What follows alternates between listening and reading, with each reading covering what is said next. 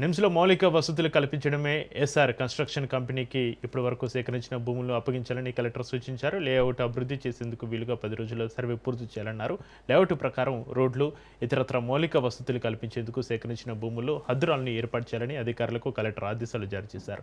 గతంలోనే భూములు తీసుకుని రైతులకు నష్టపరిహారం చెల్లించామని, కానీ మొన్నటి వరకు ఆ భూముల్లో పనులు చేపట్టకపోవడంతో పంటలు సాగు చేసేందుకు అవకాశం ఇచ్చామని కలెక్టర్ వివరించారు.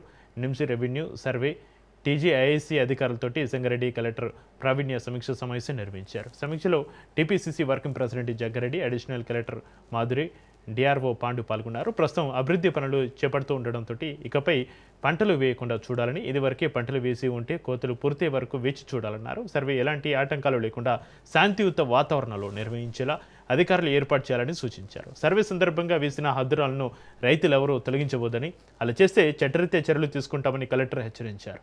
ఈ సమావేశంలో అడిషనల్ కలెక్టర్లు మాధురి, పాండులతో పాటుగా TGIIC zonal manager Vithal, Zaheerabad RTO Devuja, NIMS special deputy collector Nagalakshmi, తహసీల్దార్లు పాల్గొన్నారు.